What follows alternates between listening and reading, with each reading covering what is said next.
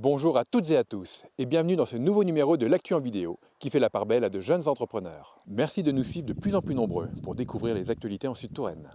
Comme il est d'usage, saurez-vous me dire où je me trouve aujourd'hui? Pour me l'indiquer, ça se passe dans les commentaires. Nous irons tout d'abord à Loches, à la rencontre de Clémence Canu et Antoine Michaud. Ce jeune duo s'est lancé dans la location et la vente de vélos de seconde main. C'est ensuite à Belchâteau que nous aurons rendez-vous avec Viviane et Jean-Michel Dekers, heureux propriétaires d'un monument historique qui abrite un exceptionnel réseau souterrain du XIe siècle. Enfin, nous vous emmènerons à Reignac-sur-Indre pour rejoindre Léa Billard et Quentin Acco qui viennent de reprendre la boulangerie Jussaume. Cet établissement peut compter sur ces jeunes artisans pour diversifier leur gamme de pain avec de nouvelles spécialités.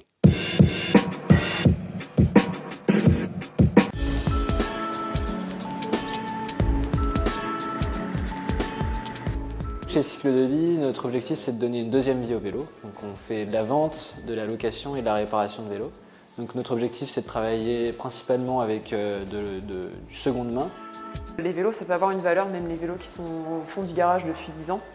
Et on veut vraiment un peu faire cette pédagogie, on peut facilement les revaloriser et les remettre en circulation. Avec Clémence, on voulait vraiment partir de Lille, aller faire notre vie ailleurs et donc on avait décidé de partir en vélo en avril pour trouver un endroit où s'installer. On est parti de Loches, parce que j'ai de la famille qui est à Chambourg, donc on est parti juste d'ici. Il y avait plein d'endroits qui nous intéressaient et puis au final on est revenu là et on s'est dit mais pourquoi pas ici. Les premiers acteurs qu'on a rencontrés, c'était des personnes qui travaillaient à la communauté de communes. Donc ça nous a permis de bien mûrir le projet. Et puis il y a eu le local qu'on loue directement à la communauté de communes. C'est vrai que c'est un bon coup de pouce aussi pour démarrer d'avoir un local qui était déjà aménagé. Enfin, il n'y a pas de gros travaux, nous on a juste fait l'aménagement. L'idée aussi, et c'est aussi pour ça qu'on s'est installé dans le coin, c'est qu'on veut créer un maillage avec les acteurs qui existent. Je pense notamment à Véloop avec qui on va travailler, qui est en train de monter un projet de filière de reconditionnement.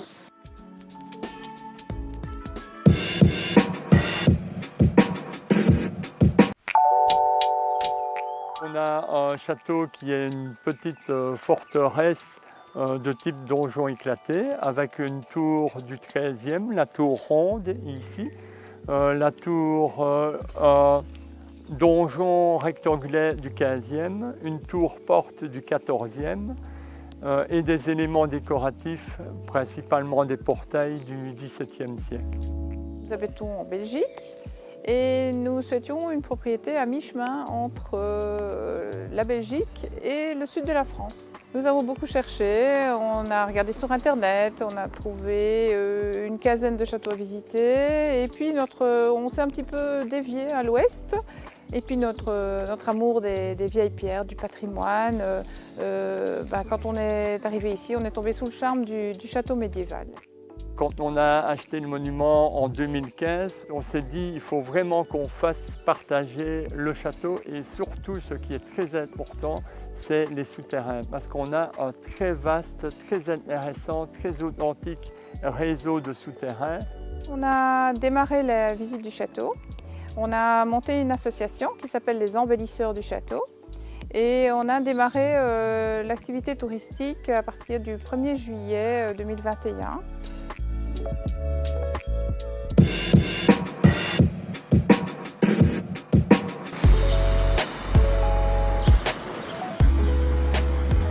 On avait le projet de se mettre à notre compte parce qu'on était tous les deux dans le métier. On s'est rencontrés d'ailleurs dans le métier.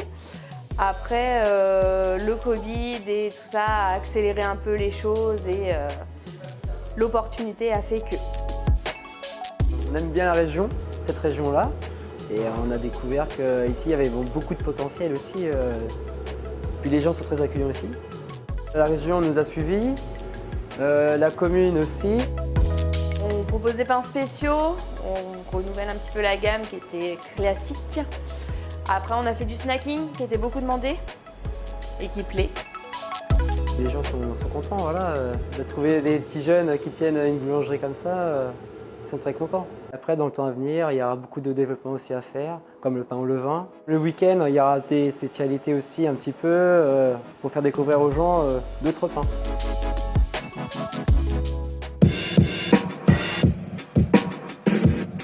Nous nous retrouvons le mois prochain pour un nouveau numéro de l'Actu en vidéo. D'ici là, n'hésitez pas à nous contacter pour concrétiser vos projets en Sud-Touraine.